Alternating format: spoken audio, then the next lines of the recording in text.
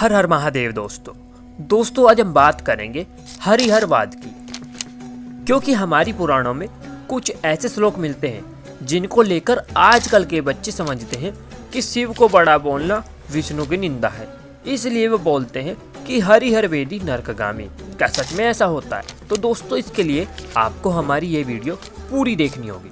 सबसे पहले तो हमें ऐसे श्लोकों का अर्थ समझना चाहिए जिनमें बोला गया है कि हरिहर एक है और उनमें भेद करने वाला नरक में जाता है।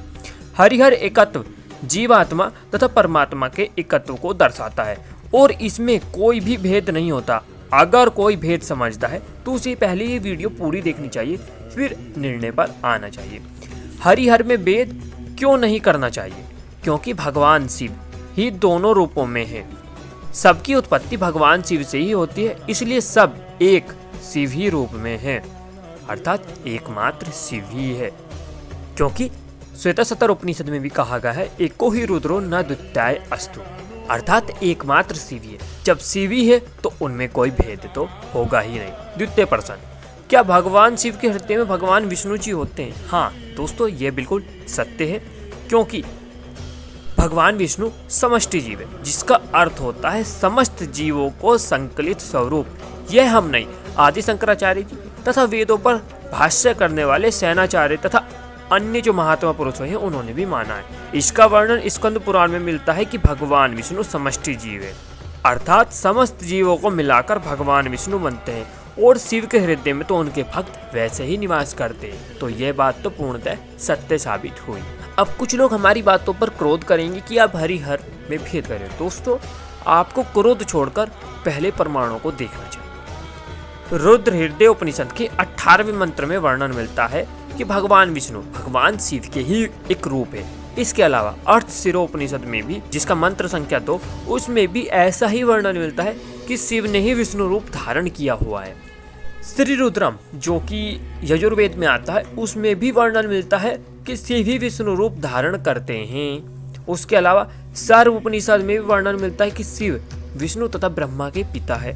ऋग्वेद के 9वें मंडल के 96वें सूक्त में भी वर्णन मिलता है कि शिव ही सूर्य, इंद्र, पृथ्वी तथा विष्णु के पिता है। दोस्तों, इसके लिए हमने पहले एक वीडियो बनाई है जिसमें हमने साफ साफ आपको दर्शाया है कि ब्रह्मा और विष्णु के पिता शिव है, वो कैसे, उसके लिए हमने आपको समस्त प्रमाणों को दिया है। तो आपको वो वीडियो भी एक बार देखनी ही चाहिए।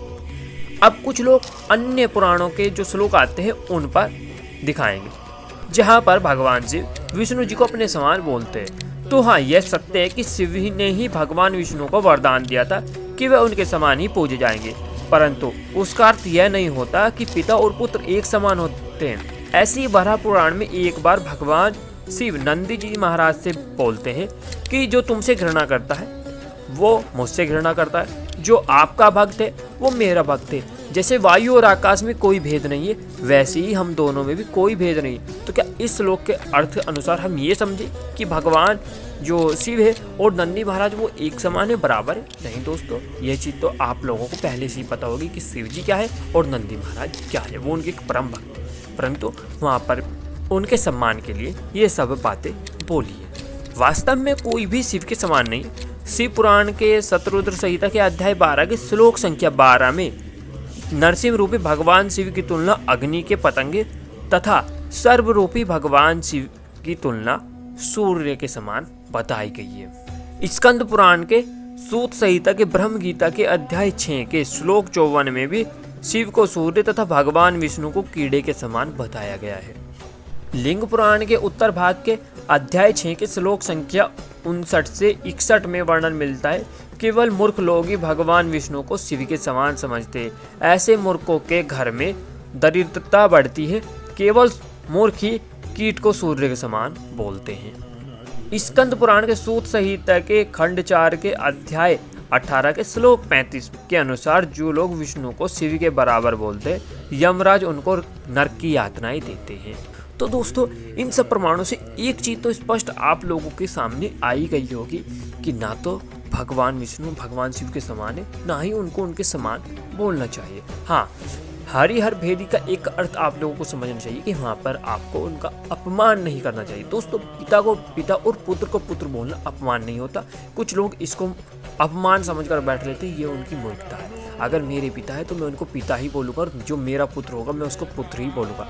माना कि जो मेरे राइट्स होंगे वो भविष्य में मेरे पुत्र के होंगे, परंतु उसका अर्थ ये नहीं कि पिता और पुत्र में कोई भेद नहीं।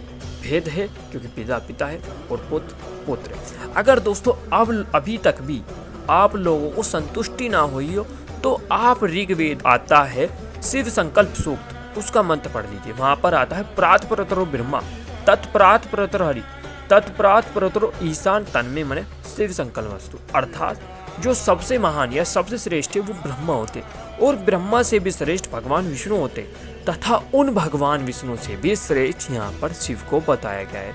और यह मंत्र केवल शिव संकल्प सूक्त में नहीं, उसके अलावा सर्व उपनिषद तथा सदानंदो उपनिषद में भी इसका वर्णन मिलता है, और अन्य भांति भांति पुराणों में भी इसका वर्णन मिलता है। तो दोस्तों, वीडियो का सार बस यही है कि दोस्तों हरिहरवाद बस इतना है जैसे जीवात्मा और परमात्मा का एकत्व को दर्शाते हुए, वैसे उनमें भेद बुद्धि भी ऐसी ही है कि हमको भगवान विष्णु का अपमान नहीं करना चाहिए, शिव भक्तों को उनका सम्मान ही करना चाहिए। पर उसका अर्थ ये भी नहीं हो जाता कि आप पुत्र को पिता के समान या माता के पति के समान बताकर दिखाओ, क्योंकि आज के समय पर एक चीज हो रही है कि लोग बाग भगवान विष्णु को माता शक्ति का पति दिखाने की भी कोशिश कर रहे। तो दोस्तों, ये चीज़ बहुत गलत है। आपको पुत्र को माता का पति नहीं दिखा सकते, या आप स्वयं सोचिए अगर आपको अपनी माता का पति बोल दिया जाए तो ये कितना अपमाननीय बात होगी। और वैसे भी माता लीला के कारण भगवान विष्णु को अपने भ्राता के रूप में स्वीकार करती है, और आप भ्राता को पति नहीं दिखा सकते।